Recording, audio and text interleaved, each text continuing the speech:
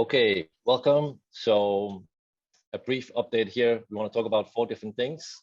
We want to talk about the opportunity we see right now with the Cardano community and the project that we're working on, vision that Scott has for 21st supply chain, and give a project update on that project. And then we want to tell about a little bit about the ideas for the solution we're working on.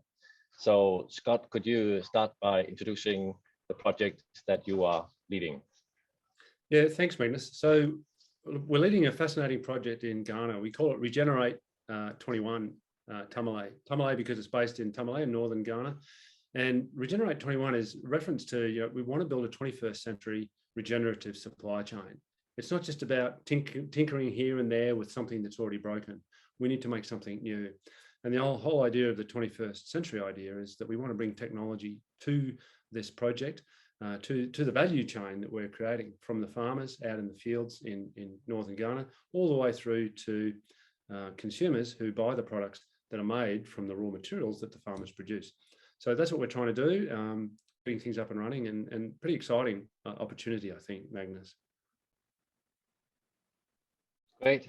Could you give a little bit of background in your kind of like your history of working within the space and what you see the opportunities right now?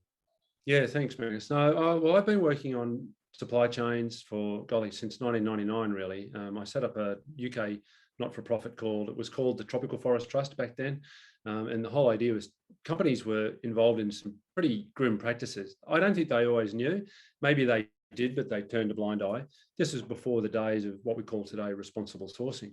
And so really helping companies to avoid things like deforestation, illegal logging, human rights abuses, other environmental problems, and helping them to do that by working all the way back into the dark regions of their supply chain, that's completely opaque, that they didn't really know where their raw materials were coming from. But NGOs did. They traced it back, like Greenpeace and others, and said, oh, you're linked to these terrible things. And it was a bit of a shock for companies. They didn't know what to do. I don't think the NGOs really knew what to do either. And so I made it my work to try and help companies sort those things out. And we set up the Tropical Forest Trust, TFT. It eventually became the Forest Trust as we worked in other countries beyond the tropics. It's now called Earthworm Foundation. But I stepped outside of that organisation in 2019 because I had so much experience in building up these supply chains, inspiring company leaders to make big commitments like no deforestation across the palm oil industry, all of these things. But I really wanted to take it to a bigger scale, a bigger platform, really, and see if we can, all those experiences of helping people navigate different journeys, to say, what can we do in the agricultural sector? And what can we do on climate change? Not just the agricultural sector, but more broadly, what can we help to inspire and change the way the world acts on climate change? So What If Foods is one of our members of the Pond Foundation, and Chris Langerwallner, the founder and CEO, has a great vision. He wants to get the raw materials for his products in a regenerative way. And regenerative means to create life in the soils and create life in the communities, the farming communities who produce the raw materials.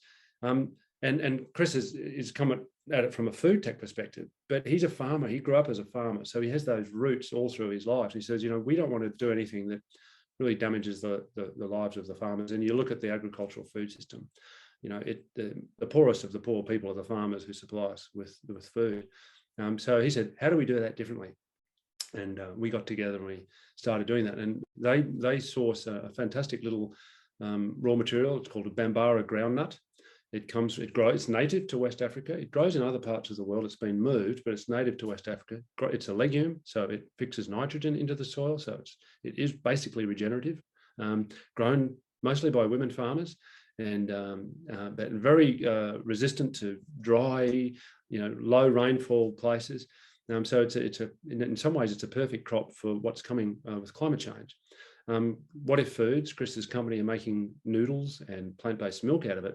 So for the first time ever, and this is the big opportunity, for the first time ever, there's a market for this amazing little crop that's just normally just grown locally, an international market.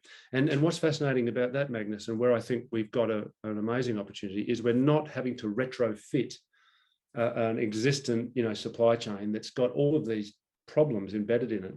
And so the opportunity for me, based on my, more than 20 plus years of work in supply chains, to say, what have we learned? And instead of having to go and retrofit and change a damaged, broken supply chain, how do we build a value chain from those farmers, bringing all the things that we know today to make it right from the start, and to use technology to strengthen that, and to demonstrate and to be transparent about it. Look, this is what we're doing, and here's the proof. And so that the customers aren't sitting back there and getting blindsided by an NGO campaign that says, oh, you know, that lovely product you were buying, actually it's linked to all these terrible things. So I think that is the opportunity to bring all of the experience that I have in the supply chains, that Chris has in the food industry, partners that we have in Ghana, wonderful partners there, and make this ecosystem of people who want to bring not just change, but do something different, and have a different way in the way they're working. So that's what we're doing. Exciting opportunity. Super exciting. Thank you. So I also know that you were pretty early thinking about how blockchain could you know, change this practice of supply chains. Can you speak a little bit about that? Yeah, well, I was very disappointed in certification. I followed certification in the wood industry from a very early time. You know, the FSC, which is the big system in certifying forests, got started in 1993. If you had have asked me what my mission was when I started the TFT in 1999, it was to get the tropical forests certified, to show that they could be properly managed. I learned that there was a lot of bad practices in certification, and to the point where in May 2015, I wrote a book called Beyond Certification, and I highlighted a lot of these bad practices. And, you know, when you buy a product with a label on it, you can't be sure that it's actually coming from the forest that it says it does. You can't be sure of so many things. And this was very upsetting for me, I would say, because I wanted to be sure that the work that we were doing was leading to improvements in forest management, and that consumers at the other end could be linked to that they could buy based on that label and be understanding that they were getting it from that forest. Nothing is further from the truth. Certification systems are just full of all sorts of holes, all sorts of problems. And so when I wrote the book Beyond Certification, I was like, okay, so what next? And it was around that was May 2015, and it was in 2016 that I really started to learn about the blockchain, and like, this could be really interesting. This could work. And what's happened is that I wrote an article about that, and everyone said, I said, in 10 years' time, the blockchain technology can replace certification. So here we are in 2022. We've still got 4 years. But what I've been frustrated about, to be honest with you, is that not much has happened in the sense of making supply chains more transparent. I've had a few people contact me and say, oh, we've done this, we've done that. And they talk me through what they've done. I'm like, that's a hole, that's a hole, that's a hole. And then they don't call me again. It's not my mission in life to be a pain, but if you're going to offer transparency for the consumer all the way back to the other end of the supply chain, you need to be able to show that it's real. And in 2 minutes, you know, I was able to unpick some of these pioneers who are trying to say, we can show what we're doing on the blockchain. And the problem they were having was bad data in, bad data out.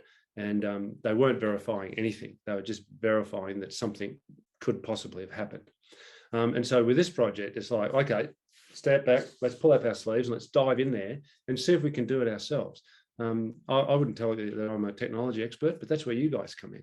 And that's where the network that we're building around this project with the people in WADA, other experts, say, if you bring that technology expertise, I can bring the supply chain and the interaction with the farmer expertise. We've got what if wanting to take the product, the raw materials, and connect to their customers.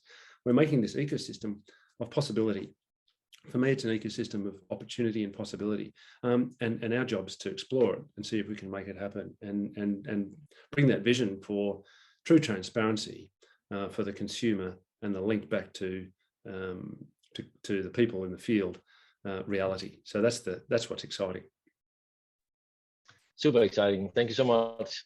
So I know that the project, you just started the project and are continuing. Could you give a quick product update where you are at?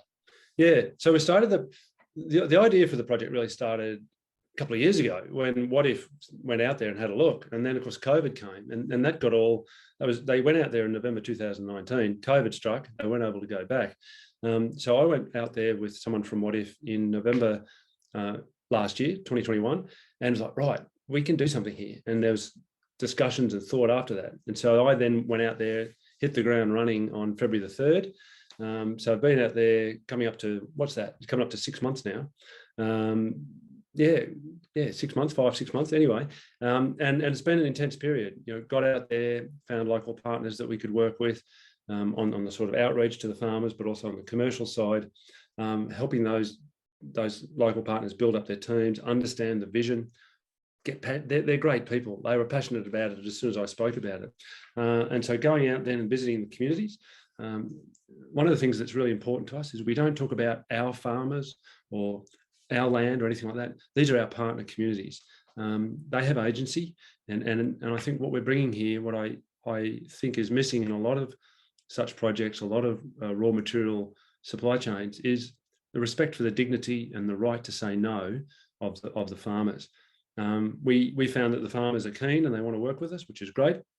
But we're coming in and these are some of the poorest people that I've ever seen anywhere in the world. And I've worked in over 60 countries. Amazing people, but with great dignity. And they're ready to put their land and labour to use in this project. And our job is to then, okay, well, what can we bring? Well, they don't have seed. So we've done a lot of work on sourcing seed. We've done a lot of work with local research institutes to understand the best technique for growing the Bambara. And we've made a little production manual. We've got now community facilitators in 25 communities. We visited 25 communities. Amongst those communities, we thought we might get 250 farmers saying, "Oh, we'll try this." Well, we're above 1,600 farmers now. More than 60% of them are women, and more women are joining. So we're pretty excited about that. And what's happening now, right at this moment, is the soils are getting ready for the planting, and the teams are preparing the seed for the distribution.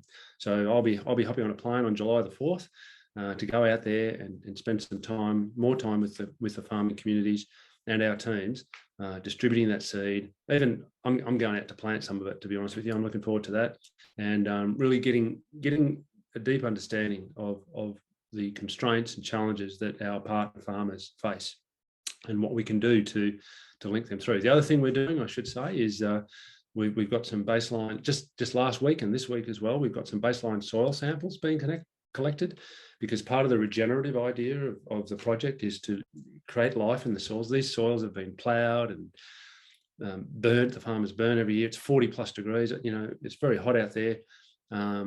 Sprayed with chemicals for generations, and these soils are devoid of life, and we want to create life in the soils.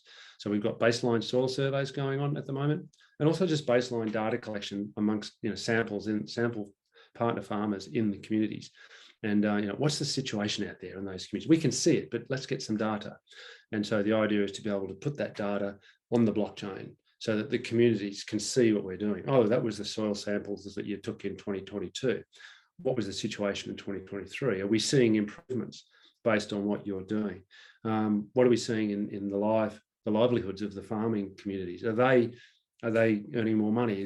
What are the health services? Are they improving? What about the water infrastructure? Is that improving? So we want to be very transparent about that so that the customers can follow the journey of the project. You know, wherever they're sitting, if they're sitting in New York, if they're sitting in Europe, wherever they're sitting, as they're drinking their milk, they can be logging in with, better than me, maybe a QR code or something like that, and they can see what's happening. Wow, I can see that's happening, and here's the data to prove it. And that's what I think is going to be pretty exciting if we can bring that to those people who are interested in the story of the product. Definitely. Thank you so much.